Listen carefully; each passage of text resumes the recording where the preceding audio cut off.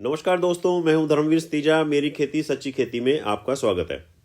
हम सालों से गेहूं उगाते और काटते आए हैं। नए बीज, दवाइयां, मशीनरी, टेक्निक के बावजूद भी पैदावार वहीं की वहीं। पिछले साल की गलतियां फिर दोहरा देते हैं। लेकिन इस साल कम से कम गेहूं की पहली सिंचाई के महत्व को समझते हुए पहली सिंचाई टाइम पर करें तो अनेक अनेक कल्लों की शुरुआत से लेकर बम्पर पैदावार की नींव रख सकते हैं। वैज्ञानिकों ने साल दर साल रिसर्च करके हमें यह बता दिया है कि पहली सिंचाई crown root initiation CRI stage, आपने कई बार सुना होगा, उस पर करनी चाहिए।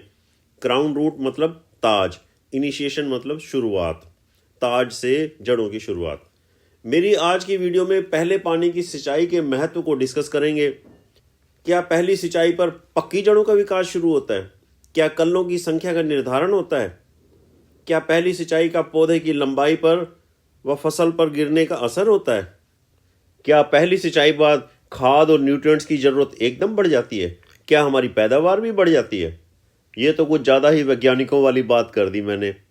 हाँ जी, इन सब का संबंध हमारी पैदावार से जुड़ा हुआ है। यह सब डिस्कस करने के बाद हम यह भी डिस्कस करेंगे पहली सिंचाई का सही समय क्या होता है, क्या होना चाहिए। भारी जमीन, रेतीली जमीन, अगेती, मध्यम, पछेती बिजाई और मौसम का भी पहले पानी के समय पर कुछ असर होता है क्या? क्या मंडूसी कंट्रोल पर भी फर्क पड़ता है पहले पानी को टाइम पर लगाने के लिए? एक्सपेरिमेंट्स क्या कहते हैं, वैज्ञानिक क्या कहते हैं, डिटेल में बात करेंगे। शुरू में जब बीज फूटता है तो पहली जड़ निकलती है, फिर दूसरी, तीसरी, 5-6 जड़ें निकलती हैं, नीचे ज़मीन में जाती हैं। फिर अंकुरन जो है ना, ये बाहर निकलता है, उसे शूट कहते हैं, और नीचे वाले को इसको रूट कहते हैं। ऊपर पत्तों की संख्या जब 3 हो जाती है, 1 2 3 हो जाती है, तो ज़मीन के नीचे आप यहाँ देख रहे हो एक एक गांठ सी बनती है, ये बीज से ऊपर बनती है, तो इसी को ही क्राउन कहते हैं। यहीं से ही जो नई जड़ें निकलनी शुरू होती हैं बाद में, ये रूट्स है, ये सेमिनल रूट्स हैं। और जब यहाँ से इस स्टेज से जड़ें निकलनी शुरू हो जाती हैं तो उसको CRI स्टेज कहते हैं। अब यहाँ पर एक आप ये गेहूं का ही पौधा देख रहे हो, लगभग यूं कह लो।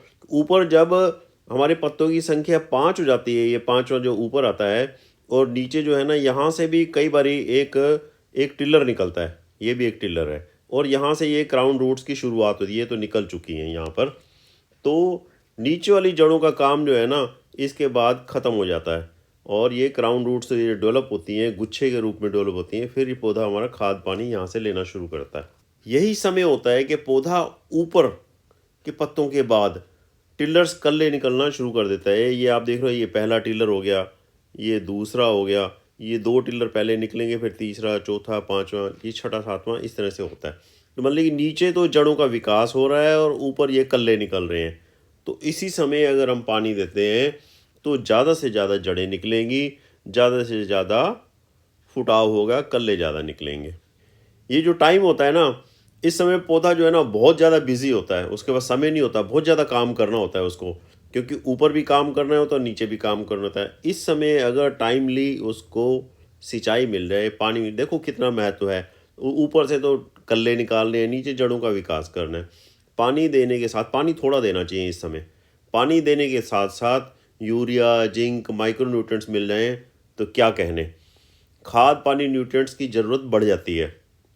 अगर पहला पानी थोड़ा लेट हो जाए तो जड़ और कल्लों का विकास कम होता है, पौधा ना लंबाई खींचने में लग जाता है। अगर पहला पानी थोड़ा लेट हो जाए ना, तो जड़ और कल्लों का विकास कम होता है, पौधा लंबाई खींचता है, और पकने पर गिरने का डर ज़्यादा रहता है। पहली सिंचाई का इफेक्ट यहाँ पर भी पड़ता है। यह क्राउन रूट इनिशिएशन स्टेज है ना, नॉर्मली 21 दिन में आ जाती है। गेहूं की बिजाई अगर अक्टूबर के आखिरी हफ्ते में की हो, क्योंकि बीज का जमाव जल्दी हो जाता है ना, टेम्परेचर थोड़ा ज़्यादा होता है।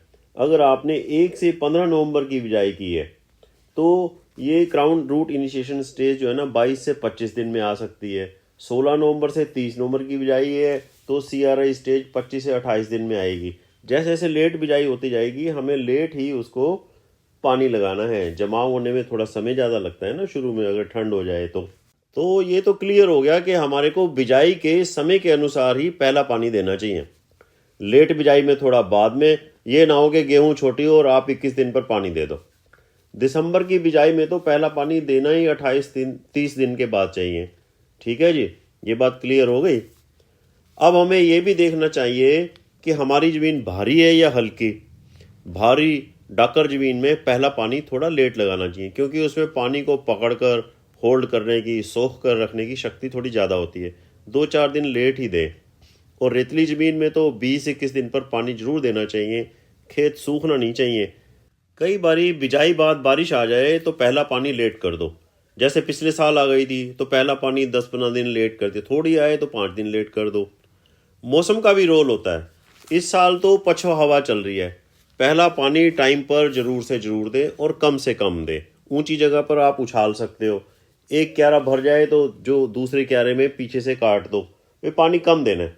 एक्सपेरिमेंट्स कहते हैं कि ज़्यादा पानी लगाएंगे तो 50 से 100 किलो प्रति एकड़ का नुकसान हो सकता है।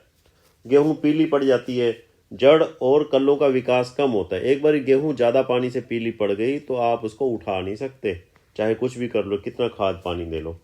अगर आप पानी कम लगाते हो तो 50 से 100 किलो प्रति एकड़ का फ़ायदा कर सकते हो।